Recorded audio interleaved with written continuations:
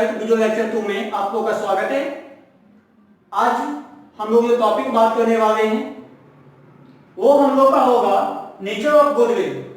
हम लोग ने पिछले वीडियो लेक्चर में गुडविल के बारे में पढ़ा था। गुडविल है क्या, तो उसके बारे में मीनिंग ऑफ गुडविल जो आप लोग को मैंने बताया था, ख्याति का अर्थ। अब उसके बाद जो डेफिनेशन ऑफ गुडविल, अब उसके बाद हम जो आपको बताए थे डेफिनेशन ऑफ गुडविल में ख्याति का परिभाषा, उस पर हम आप लोग को एग्जाम्पल भी दिए हुए थे। और मैंने आपको कल के वीडियो लेक्चर में कहा था कि आप वीडियो को जब भी आप देखें तो 144p पे वीडियो क्वालिटी को ना देखें, 360p पे देखें, वीडियो क्वालिटी को बढ़ाइए ताकि आपको A to Z वर्ड मैं यहाँ पे जितना भी आपको रिवाइज कर रहा हूं यहाँ पे आपको सही सही दिखाई दे और आप उसको करें क्या, कॉपी या कलम लेके बैठे और A to Z point copy पे आप मेंशन करें। यदि आप कॉपी में मेंशन आप इस चीज को करते हैं तो आगे भी आपको प्रॉफिट होगा। और दूसरी बात, ये क्वेश्चन बनाने में इस चैप्टर से आपको कोई भी प्रॉब्लम नहीं होगा, क्योंकि पिछले चैप्टर में मैंने देखा हुआ था कि कुछ बच्चों ने पूरे वीडियो लेक्चर ना देखे हैं और उसको मेंशन भी सही से नहीं कर पाए और वो मुझे कमेंट करते हैं कि सर मुझे काफी क्वेश्चन प्रॉब्लम ये है। तो ठीक है, मैं मानता हूं, लेकिन आप उस चीज को वीडियो लेक्चर को आप पूरा देखें ना। हाँ, कुछ बच्चों का ये भी कमेंट था कि सर उसमें कुछ थ्योरी हमारा कंसेप्ट नहीं हो पाया, कुछ थ्योरी में छूट गया, ये कैसे हो सकता है। मैं तो आपको पूरे चैप्टर का A to Z step by step मैंने पढ़ाया था पिछले वीडियो लेक्चर में, फिर भी आप लोग ने उसको पूरा नहीं देखा, जिससे कारण आपको कमी महसूस हुआ। तो मैं कहना चाहता हूं, आपसे ये जानकारी साझा करना चाहता हूं कि ये जो मैं गुडविल चैप्टर पढ़ा रहा हूं इसको आप पूरा देखें, तब आपको मजा आएगा और आप कहेंगे कि नहीं वाकई में ये खेल के तरह है, प्ले के तरह है, खेल के तरह। मतलब इस चैप्टर को, गुडविल को, ख्याति को हम जैसे आप नचाएंगे वैसे नचेगा। मतलब क्या, ये थ्योरी दो चीज पे है। ये चैप्टर जो मैंने आपको कहा था, कॉमर्स को आप जानते हैं कौन दो सेक्टर पे बना हुआ है, एक का कैलकुलेशन, दूसरा लैंग्वेज। तो हम लोग को इसमें जो है फॉर्मूला बेसिक का काम ज्यादा होगा, जो हमको कंसेप्ट करना है। तो आप लोग वीडियो लेक्चर को पूरा देखें। जो भी फ्रेंड अभी तक, जो भी स्टूडेंट अभी तक चैनल ना सब्सक्राइब किए हैं, जो भी न्यू बच्चे हैं वो चैनल सब्सक्राइब कर दें। क्लास 12, 11, पार्ट 1 सबका आपका वीडियो लेक्चर आता रहेगा। तो चलिए हम लोग आगे बढ़ते हैं। हम लोग का स्टेप है नेचर ऑफ गुडविल। ठीक है, अब नेचर ऑफ गुडविल, ख्याति की प्रकृति मुझे बताना है, ख्याति का प्रकृति स्वभाव के बारे में मुझे बताना है कि क्या है। तो भैया एक बहुत बड़ी बात है नहीं है, ये तो सिंपल सी बात है। इसकी प्रकृति कहता है there are following nature of goodwill. ख्याति के निम्न प्रकार के होते हैं प्रकृति यहाँ पे, जो उस चीज में मुझे बताया जाता है कि व्यापार में अधिकाधिक लाभ कितना है, गुडविल में जो बन रहा है वो किस आधार पे बन रहा है, परचेज कितना है, सेल्स कितना हो रहा है, इन सब बातों को हम इसमें ज्ञात करते हैं। चलिए पहला स्टेप हम लोग क्या है, to express the intangible but quantifiable value of an ongoing business beyond its assets. इसका मतलब ये हो गया, अमूर्त संपत्तियां जो होता है, अमूर्त संपत्तियों का मूल्यांकन जो है वो मूल्यांकन के तहत व्यापार के क्षेत्र में हो सकता है। और वो एक संपत्ति की, मूर्त संपत्ति की बारे में वो अपना व्यक्त करती है। अमूर्त संपत्ति क्या करता है, इंटेंजिबल एसेट्स को बताता है। तो इस प्रकार से हमारा ये पॉइंट हो गया। अब सेकंड पॉइंट हम लोग का है the value of an entity over and above the value of its assets। अब देख लीजिए, हम लोग का जो होता है मूल्य, जो हम लोग का फर्म या किसी कंपनी से जो भी माल को हम लोग क्या करते हैं, परचेज करते हैं और सेल्स करते हैं, तो क्या होता है हम लोग का ये मार्केट में, इस मार्केट की मांग ज्यादा बढ़ेगी तो इसका क्या होगा, क्वांटिटी पावर भी बढ़ेगा, क्वालिटी भी होगा, प्राइस भी सही लगना चाहिए। तो मतलब क्या, उसकी वैल्यू एसेट जो होता है वो ओवर कुछ ज्यादा होता है, अधिकतर से अधिक लाभ की मात्रा की उम्मीद रखता है। अब चलिए पॉइंट नंबर हम लोग का 2 हो चुका है, अब 3 नंबर पॉइंट पे हम लोग चल रहे हैं। 3rd नंबर पॉइंट पे ध्यान देंगे। Use to describe the goods name और reputation are made by a firm and traders. अब देख लीजिए एंड ए ट्रेड्स के बारे में जो बताया गया, तो ट्रेड्स का मतलब होता है व्यापार। किसी व्यापार में क्या होता है, सामान का, गुड्स का नाम होता है, उसका एक रेपुटेशन वैल्यू होता है, जो मार्केट में उसकी मांग कितनी होनी चाहिए, मार्केट में उसकी प्राइस कितनी होनी चाहिए, एक्चुअल कॉस्ट कितना होना चाहिए, इन सब बातों को वो क्या करता है, इसमें अंकित करता है, इन सब बातों को इसमें मूल्यांकित करके वो बताता है। तो मैं आपको बोल रहा हूं इसके बारे में, मैं कल से ही मैं इस मार्केट के बारे में आपको दे रहा हूं इंट्रोडक्शन कि फॉर एग्जांपल आप जो कोई कंपनी चला रहे हैं फॉर्म या मार्कर का, तो मार्कर की कंपनी चल रही है, तो मार्कर के कंपनी का जो एचओ होगा उसकी मांग क्या होगी कि मार्केट में इसका जो है प्राइस बेहतर हो, क्वालिटी नंबर 1 हो, क्वांटिटी ए नंबर 1 हो, जिससे हमारा मार्केट में इसकी क्या होगी, गुड वैल्यू बनी हुई रहेगी। जब हम मार्केट में गुड वैल्यू बनाएंगे नहीं तो हम लोग का बिजनेस का क्या होगा, लॉस में जाएगा, डूब जाएगा। तो चलिए इस प्रकार से हमारा ये हो गया 3rd नंबर पॉइंट। अब 4 नंबर पॉइंट पे हम लोग आते हैं, ध्यान दीजिएगा। The difference between the purchase price and the sum of the fair value of the assets is by definition the value of the goodwill of the purchase company. मैंने क्या कहा, जो भी कंपनी से माल खरीद बिक्री, मतलब क्या, खरीद का मतलब परचेज और बिक्री का मतलब सेल्स, डिफरेंस बिटवीन दोनों के बीच का जो अंतर जो बता रहा है, जैसे एक्चुअली जो कॉस्ट, इस मार्केट का मेरा क्या कॉस्ट है, परचेज मैं तो खरीदा पहले कंपनी से, और ये रिटेलर खरीदा है, रिटेलर कहां बेचेगा, कस्टमर को। तो जो कंपनी से आपको जो रिटेलर को आ रहा है माल, तो वो तो उसका प्राइस जो कंपनी के द्वारा दिया जाता है, क्या उस कंपनी पे कस्टमर को दिया जाएगा, नहीं दिया जाएगा। क्या होगा, उससे अबव 1 रुपीज 2 रुपीज जो भी है अबव करके ये इसको परचेज किया जाएगा, सेल्स किया जाएगा। तो मतलब क्या, दोनों के बीच का डिफरेंस का अंतर ये बताएगा। अब सुनिए, तो ये हम लोग का हो गया, ये वैल्यू का मूल्यांकन आप लोगों को बता रहा है। तो पॉइंट नंबर 5 पे हम लोग आ रहे हैं, तो ये हम लोग जान चुके हैं। अब point number 5, hopefully have a positive impact on the future turnover and profits of the business। देख लीजिए, फ्यूचर का हम लोग क्या कहते हैं, भविष्य में अनुमान लगाते हैं कि यदि हमारे कंपनी के मार्केट का वैल्यू मार्केट बनी हुई है तो हमारे भविष्य में लाभ की अपेक्षा क्या होगी। ये हम लोग इसमें हम लोग का टर्नओवर, संपत्ति एसेट्स का जो होगा वो क्या होगा, कितना होने वाला है, ये इन सब बातों को प्रॉफिट, लाभ क्या आकांक्षा से हम लोग क्या करते हैं, तो ये जानकारी इसमें प्राप्त करते हैं। तो ये हम लोग का प्रॉफिट का मतलब क्या हो गया, लाभ। अब पॉजिटिव इम्पैक्ट, अब देख लीजिए फ्यूचर टर्नओवर दिया हुआ है, मतलब कि हम लोग का भविष्य में क्या होता है, लाभ अधिक लाभ की अपेक्षा रखते हैं। तो इस प्रकार से हम लोग का पॉइंट नंबर ये हो चुका, 1 से लेकर 5 तक मैंने नेचर में दिया है। अब देख लें, अब आपको मैं एक चीज मैं और बताऊंगा, जो डॉक्टर एसके सिंह के बुक पढ़ रहे हैं बीएसएबी बोर्ड वाले, वो पूरा डॉक्टर एसके सिंह के बुक में देखें, आपको 1 to 5, 6 पॉइंट, 7 पॉइंट आपको मिलेंगे उसमें। और यदि आप टीएस अग्रवाल सीबीएसई वाले पढ़ रहे हैं तो टीएस अग्रवाल को आप देखें, तो टीएस अग्रवाल में भी नेचर ऑफ गुडविल आपको मिला होगा, और उसमें थ्योरिकल बेस पे बताया होगा, पॉइंट बाय पॉइंट नंबर इस प्रकार से तोड़ करके आपको नहीं बताएगा। उसमें आपको एक थ्योरिकल बेस पे आपको पूरे दे दिया। मैं आपको यहाँ पे क्या किया हूँ, एक point by point, step by step तोड़ तोड़ के मैं बताया हूं ताकि आपको एक पूरे समझ में आएगा।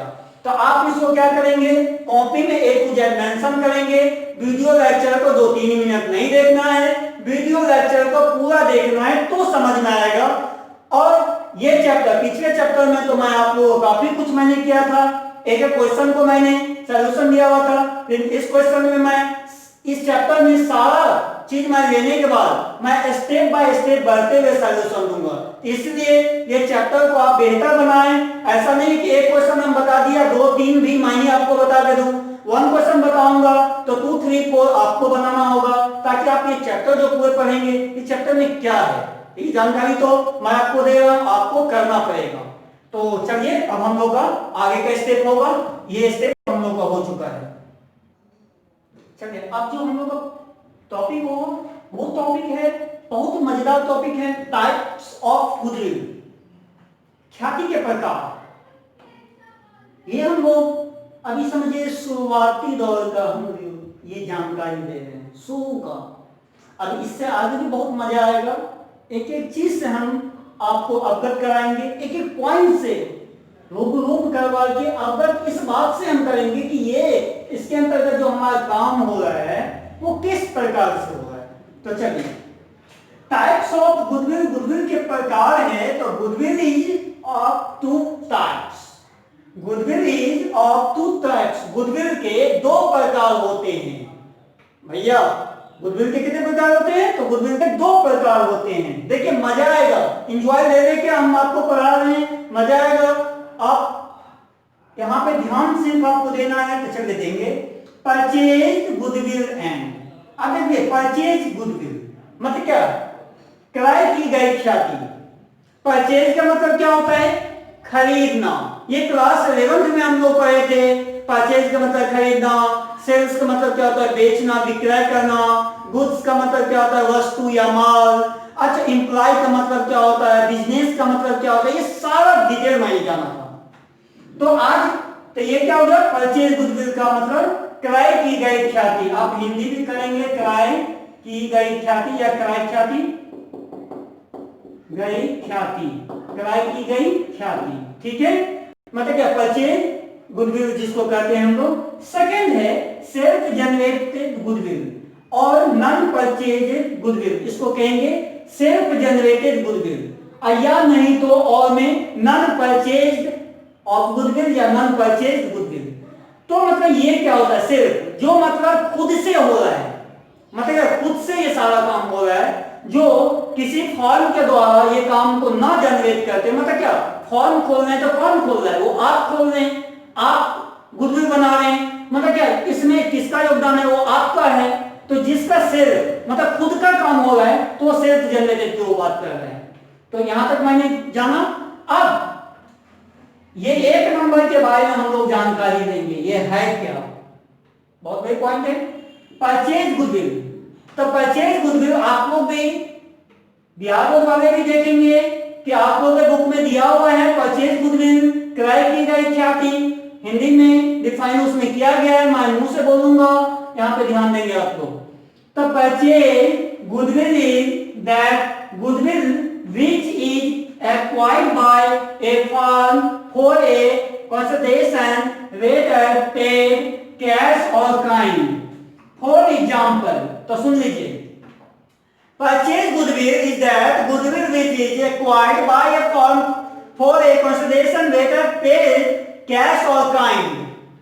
मतलब परचेज की गई वस्तुओं को, मतलब परचेज यहां पे क्या है, परचेज गुडविल, क्रय की गई ख्याति। तो क्रय की गई ख्याति हम उसे कहते हैं जो क्या होता है, वस्तुओं को एक उचित मूल्य के दामों पर जो बेचा जाता है, खरीदा जाता है, जिसकी मार्केट में गुड वैल्यू बनी हुई रहती है, जिसका उत्पन्न जो है नगद के रूप में किया जाता है, तो उसे हम लोग क्या कहते हैं, परचेज ऑफ गुडविल कहते हैं। जिसका मतलब क्या, परचेज मतलब जो जिसका खरीदारी हम लोग कर रहे हैं।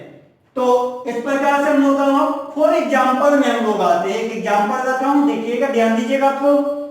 When A business is purchase and purchase consideration is more than the value of net assets. हम लोग जो भी व्यापार के तहत परचेज करते हैं उसकी एक क्या होती है, उसकी एक इमेज बनी हुई रहती है, मतलब क्या, एक वैल्यू बनी हुई रहती है, एक क्या मार्केटिंग वैल्यू बनी हुई रहती है, जिसकी वैल्यू हमारी बनी हुई रहेगी, गुड वैल्यू मार्केट में उसकी रहेगी, तो उसका क्या होगा, वहां पे कैश बढ़ेगा, मतलब क्या इंक्रीज होगा, तो उसका क्या होगा, वैल्यू क्या होगा, नेट एसेट्स कहलाएगा। क्या कहलाएगा, तो नेट एसेट्स मतलब क्या, नेट एसेट्स का मतलब कुल संपत्तियां को वो वृद्धि के रूप में काम करेगा। तो जैसे एग्जांपल में आई का देखिए, तो इसका क्या फार्मूला हम लोग रखते हैं, देख लीजिए, ध्यान दीजिएगा, यहाँ पे फार्मूला हम लोग का क्या होता है, तो सुनिए, एसेट्स माइनस लायबिलिटी। हम लोग का ये जो परचेज गुडविल के बारे में थ्योरी तो मैंने जान लिया, अब इसके तहत क्या काम होता है वो मुझे जानना है। एसेट्स माइनस लायबिलिटी, संपत्ति माइनस दायित्व। एसेट्स का मतलब संपत्ति और लायबिलिटी का मतलब दायित्व। तो मतलब क्या होगा, संपत्ति में से, देख लीजिए हिंदी, संपत्ति में से माइनस दायित्व कर दीजिए। जितना भी संपत्ति आपके पास है उसमें से दायित्व का मतलब है कर्ज, जो आपके ऊपर कर्जा है, तो संपत्ति में से दायित्व को क्या होगा, कर्जा को क्या होगा, घटा देंगे। जब घटा देंगे तो हम लोग का काम होगा। तो सुनिए अब आगे, the difference amount is the value of purchase goodwill. अब सुन लीजिए, जब हम लोग का यहाँ पे सारा काम होगा तो एसेट्स में से लायबिलिटी जो हम लोग का काम होगा, तो हम लोग क्या होगा, उस अमाउंट में कुछ अंतर दिखाई देगा, मतलब क्या डिफरेंस दिखाई देगा। और जो डिफरेंस दिखाई मतलब यहाँ पे आएगा, तो डिफरेंस अमाउंट में हम लोग का क्या होगा, गुड वैल्यू मतलब ख्याति का कुछ जो है अमाउंट, कुछ राशि वहां पे दिखाई जाएगी। तो इस प्रकार से हम लोग का ये हो गया। तो इसमें सबसे बड़ा पॉइंट था कि यहाँ पे जो हम लोग का एग्जांपल के तौर पे लिए हैं, तो हम लोग का नेट वैल्यू का जो एसेट्स का जो काम हो रहा था परचेज गुड वैल्यू में, तो उसके लिए फार्मूला हम लोग लगाते हैं एसेट्स माइनस लायबिलिटी। तो एसेट्स माइनस लायबिलिटी जो काम होगा, तो हम लोग का क्या होगा, अमाउंट जो है गुड वैल्यू का वो डिफरेंस आएगा, कुछ उसका अंतर आएगा। तो इस प्रकार से हम लोग का ये फर्स्ट स्टेप हुआ। अब हम लोग सेकंड स्टेप पे चलते हैं। तो चलिए हम लोग ने अभी तक फर्स्ट पॉइंट के बारे में जानकारी लिया था, लेकिन सेकंड पॉइंट के बारे में हम लोग ने जानकारी नहीं लिया था। सेल्फ जनरेटेड गुडविल, जो हमारा नॉन परचेज गुडविल जिसको कहते हैं हम लोग, जिसका परचेज आपको खुद करना है, किसी और को नहीं करना है, क्योंकि फॉर्म आपका चल रहा है, तो आपके जनरेटेड को ही सेल्फ जनरेटेड हम कहेंगे। तो चलिए, सेल्फ जनरेटेड गुडविल और नॉन परचेज गुडविल, इसके बारे में हम लोग जानकारी लेंगे।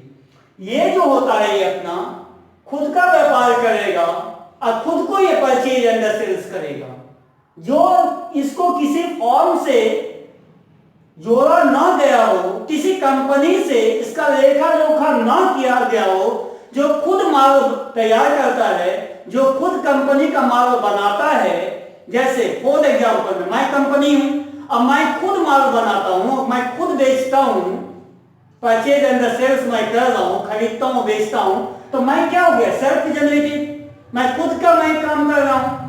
और यदि परचेज गुड, तो ये क्या होगा, किसी कंपनी या किसी यहाँ पे फॉर्म का जो विकसित है उसका जो काम कर रहा है, तो वो क्या होगा, परचेज ऑफ गुडविल के बारे में बता रहा है। तो सुनिए first point, it is an generated internally generally over the years.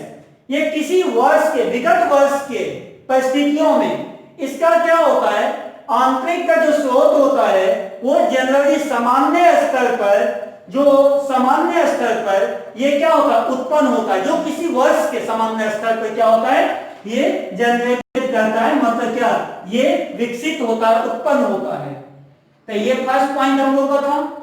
अब सेकंड पॉइंट हम लोग का है, it valuation of subjective assessment of the valuer being not based on an evidence.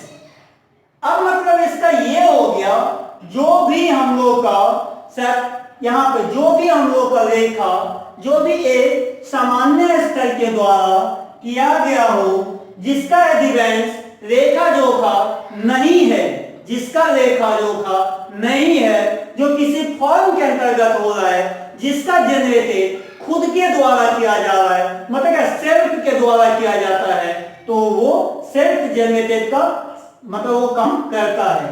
जैसे being not based on an evidence. अब देखिए evidence का ये बात किया है इज नॉट, मतलब जो कोई भी एविडेंस का इसमें बात ना किया गया हो, जो खुद किया गया हो, जो सेल्फ जनरेट कहलाता है, खुद किया गया हो। ये सेकंड पॉइंट हमको बताओ। फ्रेंड्स मैं आपको कहना चाहता हूं कि आप वीडियो लेक्चर को पूरा देखेंगे, मजा आएगा, तब जो चैप्टर का मैं क्वेश्चन बताऊंगा लगेगा कि नहीं मैं अब चैप्टर पूरा समझ रहा हूं। यदि आप वीडियो को भागा भागा कर देखेंगे, पूरा स्टेप बाय स्टेप ना देखेंगे, आपके कॉपी में मेंशन ना होगा, तो फिर आगे जाके आपको समस्या होगा, जो आप पूरे इस चैप्टर से क्वेश्चन नहीं बना सकते हैं, नहीं बनेगा, काफी जगह आपको प्रॉब्लम होगा। तो इसलिए इसके एक एक पॉइंट पे आप नजर दें। तो चलिए थर्ड पॉइंट हम लोग का है, ध्यान देंगे। अकाउंटिंग एएस का मतलब क्या होता है, ये काफी स्टूडेंट को पता नहीं हो पाता है। ये क्लास 11th में इस चीज का मैं बात किया था। जो भी स्टूडेंट एमएन कॉमर्स क्लास के तहत वो पढ़े होंगे, तो उनको मैंने ये चीज बताया हुआ है कि एएस का मतलब होता है अकाउंटिंग स्टैंडर्ड 26। ये अकाउंटिंग स्टैंडर्ड 26 के अनुकूल जो हम लोग का काम होता है, वो आप लोग को मैंने पढ़ाया था। आप लोग वो दिन याद कीजिए, वो समय याद कीजिए, मैंने आपको क्लास में क्या पढ़ाया था। तो accounting standard 26 prescribe that self generated goodwill is not accounted as an assets. अब सुन लीजिए, आई एग्जांपल के तौर पे मैं दे रहा हूं, not accounted in the books of account. अब मैं इसका हिंदी में बता रहा हूं, सुनिएगा। लेखांकन के तहत जब लेखा शास्त्र में जब हम लोग गुडविल का चैप्टर पढ़ेंगे, तो उसमें इस बात को बताया जाएगा कि सेल्फ जनरेटेड का जब काम होगा, तो अकाउंटिंग स्टैंडर्ड 26 के तहत प्रोसेसिंग का काम हो करके जब तो सेल्फ जनरेटेड का काम करेगा, नहीं वो किसी लेखा या अकाउंट के तहत वो किसी संपत्ति का काम करेगा, किसी का नहीं करेगा। अब लीजिए, not accounted in the books of account, जिसका लेखा नहीं होगा, जो आपको खुद करना पड़ेगा। तो ये आपका मेन पॉइंट है अकाउंटिंग स्टैंडर्ड 26। आप लोग इसको याद रखेंगे, ताकि ये याद रखेंगे तो आपको बनाने में ये सहूलियत होगा। तो अब हम लोग का नेक्स्ट पॉइंट, चलिए आगे बढ़ते हैं। चलिए अब हम लोग का जो होगा वो है factor affecting the value of goodwill. ख्याति को प्रभावित करने वाले घटक, जिसको आप कहते हैं ख्याति को प्रभावित, इफेक्टिव का मतलब क्या होता है, प्रभावित। इफेक्टिव का मतलब क्या होता है, प्रभावित। वैल्यू का मतलब क्या होता है, मूल्यांकन। वैल्यूएशन करता है तो मूल्यांकन होता है, वैल्यू का मतलब हो जाता है मूल्य। तो ये हम लोग का जो है फैक्टर का सभी तत्वों को प्रभावित मूल्यांकन करना है। तो सुनिए आप यहां से क्या है, goodwill of A firm is affected by all the factors which increase the earning capacity of the firm. These factors are, सुनिए, गुडविल के तहत जो है, ख्याति के तहत जो है, सभी फर्म को इंक्रीजिंग मतलब क्या, बढ़ते हुए इनकम के स्रोत को, जिसकी कैपेसिटी क्षमता हो, इसमें जिसकी कैपेसिटी क्षमता फर्म के द्वारा हो, जिसको अफेक्टेड करता हुआ हो, तो वो फैक्टर हम लोग को सारा दिया हुआ है। उस सारे फैक्टर को इंडिकेट किए हुए हैं। तो सुनिए कि क्या सब फैक्टर है। तो एक नंबर है नेचर ऑफ बिजनेस। अब आप सुनिए, व्यवसाय की प्रकृति, इसको हम लोग हिंदी में कहते हैं व्यवसाय की प्रकृति। तो व्यवसाय की प्रकृति आखिर होता क्या है ये जानना है।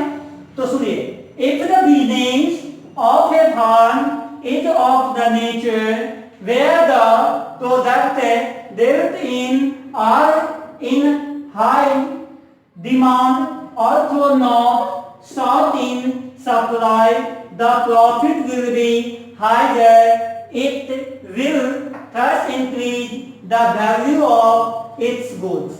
सुन लीजिए, अब जो हम लोग का व्यवसाय की प्रकृति वो प्रकृति होती है जिसका प्रोडक्ट जो है वो मांग की गई, पूर्ति की मांग की गई, जो फर्म के द्वारा वो एक एकाग्रता मूल्य के अत्यधिक मूल्य के माल को जो सप्लाई करता है, जो उसको परचेज करता है, जिसका डिमांड मार्केट में बहुत ही ज्यादा होता है और उसकी डिमांड जो होता है तो हम लोग क्या करते हैं, खरीदते हैं, चाहे उसका दाम क्या होता है, हाई जाए, मतलब क्या प्रॉफिट विल बी हाई, मतलब क्या हाई रेट पे यदि उसको बेचा जाए, फिर भी यदि उसकी मार्केट में डिमांड है, मांग है, तो क्या करेगा, खरीदेगा।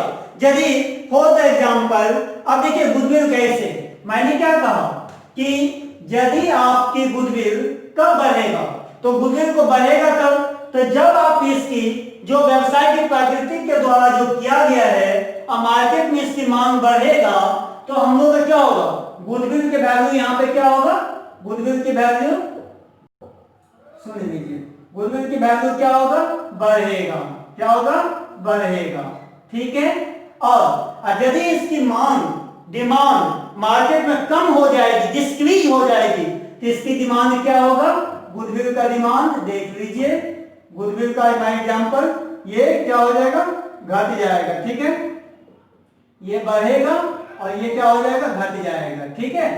आप लोग ऐसे चीन कर दें ताकि ये क्या होगा, इंक्रीज करेगा, बढ़ेगा, इंक्रीज, और ये क्या करेगा, डिक्रीज करेगा, ठीक है। तो ये इंक्रीज करेगा और ये डिक्रीज करेगा।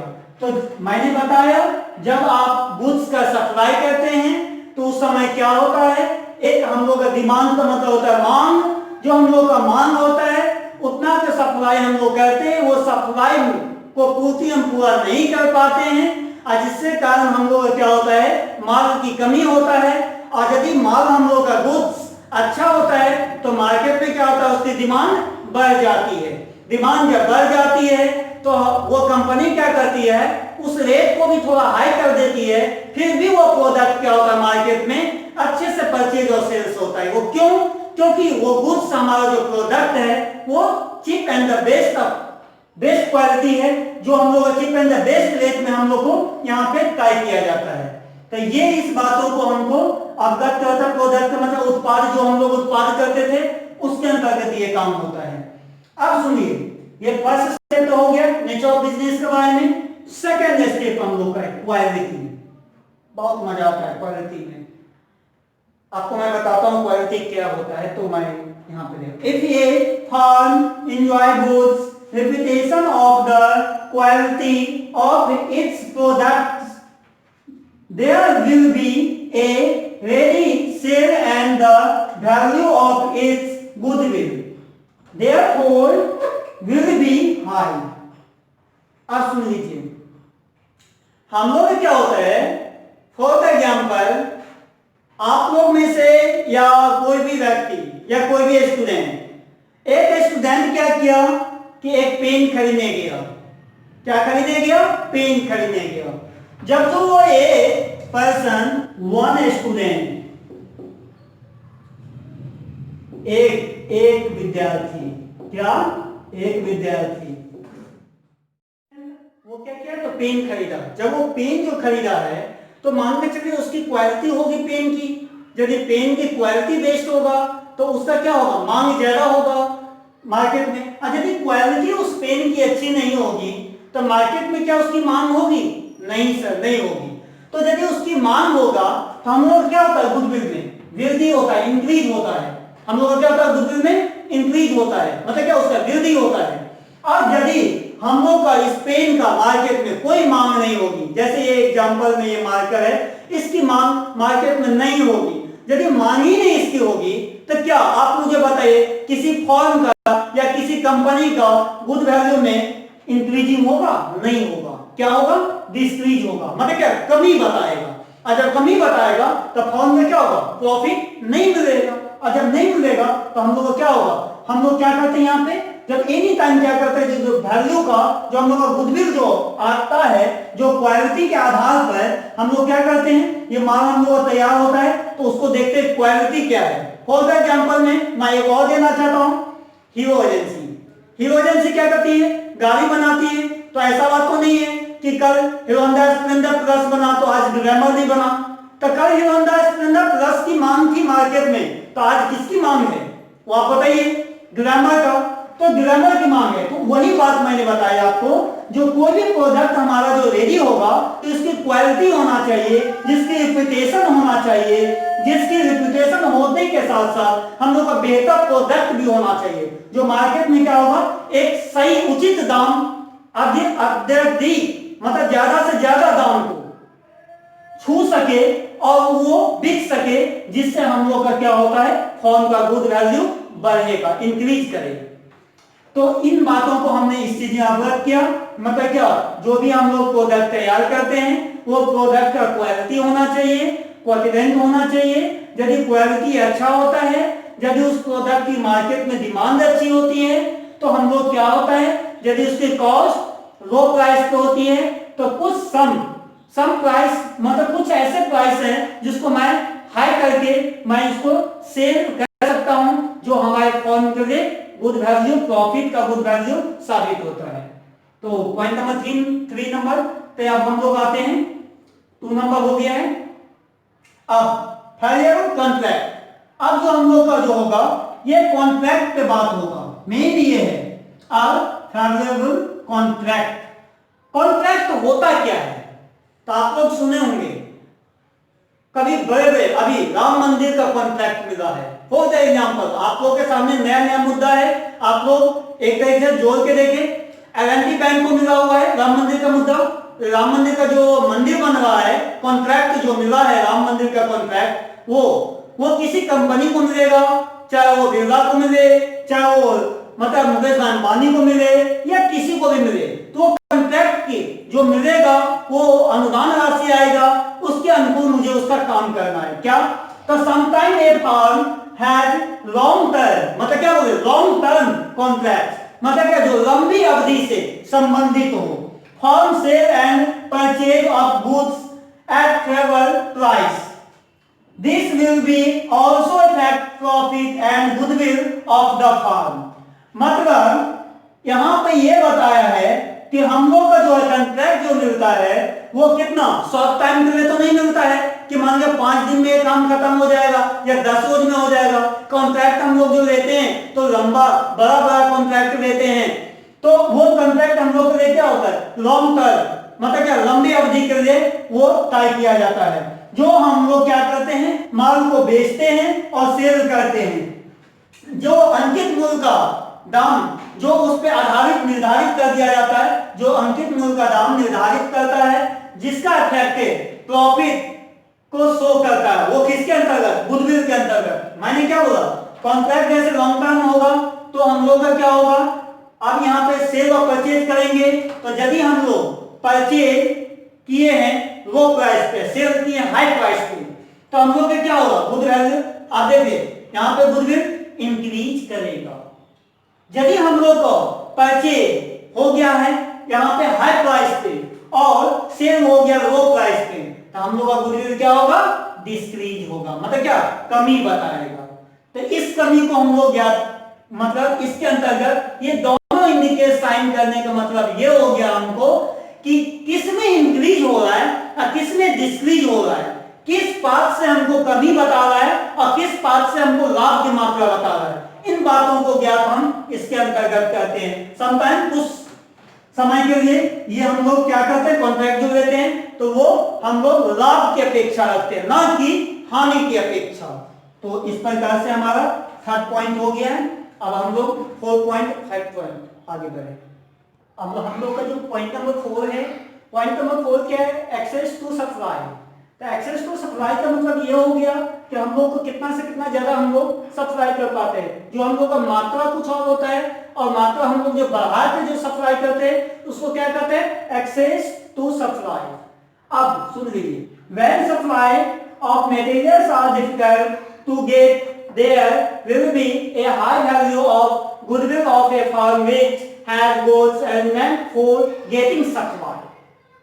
मतलब ये हो गया कि हम लोग को जो है माल जो हम लोग जो है मटेरियल्स जो हम लोग तैयार जो करते हैं और उसको जो सप्लाई हम लोग जो करते हैं तो एक डिफिकल्ट के आधार पे हम लोग करते हैं जिसकी हायर वैल्यू, जिसकी अत्यधिक मूल्य जो है वो एक मूल्यांकित तरीकों से किया जाता है, जिसका एक अरेंजमेंट फॉर गेटिंग सप्लाई। मतलब कि आप जो सप्लाई जो करते हैं तो उसका मूल्य क्या होता है, एक मूल्यांकित तो अत्यधिक लाभ की तरीकों से किया जाता है, जिसका उम्मीद होता है, जिसकी अपेक्षा होती है कि मैं ज्यादा से ज्यादा लाभ मैं कमाऊं।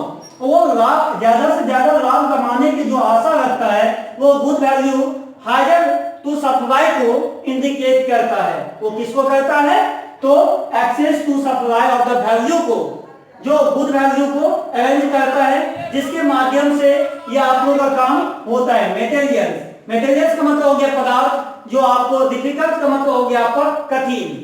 तो इन सब परिस्थितियों को हम लोग जो मटेरियल जो तैयार करते हैं वो बहुत ही कठिन तरीकों से जो हम लोग को जो तैयार होता है और वो मार्केट में जो उसका गुड वैल्यू बन जाता है, तो हम लोग क्या करते हैं उसके हायर जो उसका एक हाई प्राइस का जो मूल्य होता है उसको हम लोग अरेंज करते हैं। तो आप चलिए पॉइंट नंबर 4 हम लोग का हो गया, पॉइंट नंबर 5 का आइए अदर फैक्टर्स। इसमें और क्या सब फैक्टर होता है, ये लास्ट पॉइंट है, देखिएगा अदर फैक्टर्स, इसमें क्या सब हम लोग का फैक्टर होता है तो हम लोग को देखना होगा। ए नंबर है आफ्टर सेल सर्विस। सेल का मतलब और सर्विस का मतलब, सर्विस तो आप लोग जानते हैं, जो घर में पापा सर्विस करते होंगे, किन्हीं का मॉम सर्विस करते होंगे, नौकरी जो करते होइएगा उसी को कहिएगा आप लोग सर्विस। तो सेल, सेल का मतलब होगा बिक्री, जो हम लोग जो इसको क्या करते हैं बिक्री करते हैं।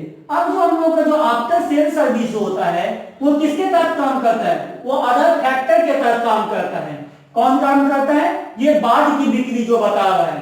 अब ये जो हम लोग का क्या हुआ है कि बाद की बिक्री को बता रहा है सर्विस, जो नौकरी की जो हम लोग जो करते हैं, तो हम लोग को नौकरी करते समय हम लोग को फॉर्म को क्या करते हैं सेल करते हैं, और जो सेल करते हैं तो हम लोग वो किसको इंडिकेट करता है, तो अदर फैक्टर को। अब बी नंबर पॉइंट हम लोग करें गुड कस्टमर रिलेशन। अब देख लीजिए गुड्स कस्टमर रिलेशन एंड, अब सी नंबर हम लोग बाद में देखेंगे, पहले गुड कस्टमर रिलेशन। माल का संबंध किससे होना चाहिए, ग्राहक से होना चाहिए। कस्टमर का मतलब ग्राहक। यदि माल का संबंध मतलब वस्तु और ग्राहक का संबंध सही हम लोग का होता है तो हम लोग का मार्केट में क्या होता है गुड वैल्यू इंक्रीज करता है, ना कि डिक्रीज करता है हम लोग का। अब यहां पे देखते हैं third point goods labour relation ATC.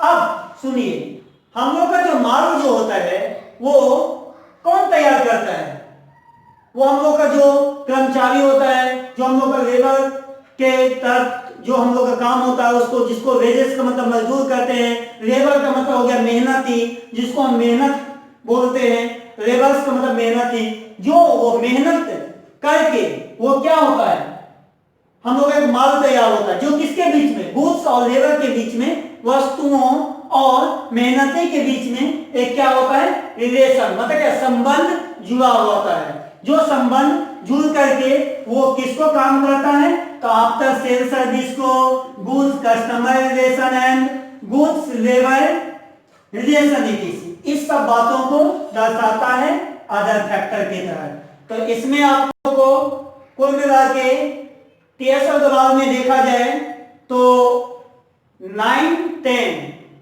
Approx 12 इसमें आप लोगों को थ्योरिकल बेस दिया हुआ है, और डॉक्टर एसके में जो देखिएगा उसमें भी आपको 10 और 12 दिया हुआ है। जो आपको एग्जामिनेशन में प्रत्येक साल का देख रहे एग्जामिनेशन बोर्ड का क्वेश्चन, तो इससे फैक्टिंग का मात्रा जो है मात्र 5 स्टेप पूछता है, 5 स्टेप, 6 स्टेप आपको पूछेगा ही नहीं, सिर्फ ओनली फॉर 5 स्टेप पूछेगा। अगर 5 स्टेप आपसे पूछता है तो आप ये 5 स्टेप का डीलिंग कर दिए, 5 स्टेप का जो आप डीलिंग कर देंगे तो आपको क्या होगा, जैसे मैं स्टेप बाय स्टेप आपको करना है। जितना भी इसमें स्टेप दिया हुआ है, चाहे वो नेचर ऑफ मार्केट का हो या एक्सेस और सप्लाई का हो या नेचर ऑफ गुडविल का हो, ये सारा जो जितना भी दिया होगा सबको हम क्या करेंगे, इसके साथ हम वो काम करेंगे।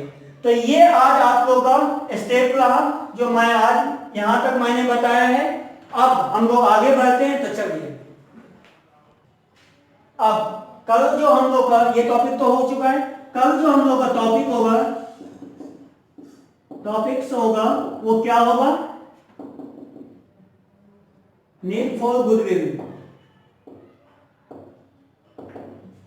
अब नीड फॉर गुडविल या नीड वैल्यूएशन फॉर गुडविल, इसके बारे में हम लोग जानकारी देंगे।